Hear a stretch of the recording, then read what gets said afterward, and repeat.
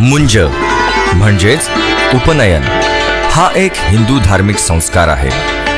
ब्राह्मण वर्णात जन्मलेल्या पुरुषांसाठी सांगितला आहे। या संस्कारानंतर संस्कारित व्यक्ती आपल्या पालकांपासून दूर होऊन स्वतःच्या शिक्षणावर लक्ष केंद्रित करते।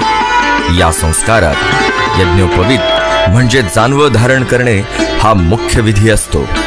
या सर्व विधींमध्ये चौल संस्कार करण्याची चाल आहे। लहानग्या बटूला लंगोट नेसवून इंद्रिय निग्रह समजवणारा हा महत्त्वाचा संस्कार आहे।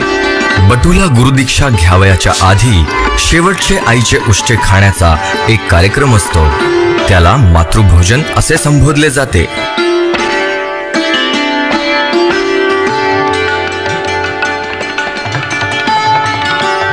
उपनयन म्हणजे काय? गायत्री मंत्राचा उपदेश, देवस्वितरेश ते ब्रह्मचारी आणि मंगलाष्टकानंतर बटूचे आचार्य जे मुखनिरीक्षण करतो यापैकी प्रत्येकाला उपनयन समजवणारे 3 पक्ष होतात। वेदाध्ययनाला सुरुवात या दृष्टीने गायत्री मंत्राच्या उपदेशाला अनन्यसाधारण महत्त्व देण्यात येते। आपल्या हिंदू धर्माचा या विश्वाचा मूळ जो प्रजापती आहे त्याला बटू अर्पण करणे हा ऐतिहासिक व अत्यंत महत्त्वाचा भाग आहे। म्हणून त्याचे 16 संस्कारात परंपरा या दृष्टीने विशेष महत्त्व आहे।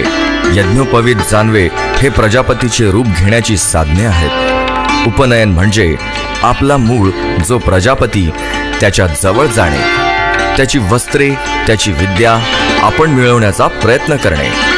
केवळ या प्रमाणावरून पाहता ज्यांना वेदाधिकार पाहिजे असेल त्यांनी हा संस्कार करायचा आणि वैदिक व्हावयाचे असा मूळ उद्देश या संस्कारात असतो।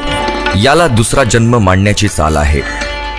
पहिला जन्म आईबापांपासून आणि दुसरा जन्म गायत्री मंत्र आणि आचार्य यांच्यामुळे प्राप्त होतो असे या संस्काराचे महत्त्व वेदांत वर्णिले आहे। उप म्हणजे जवळ आणि नयन म्हणजे जाणे।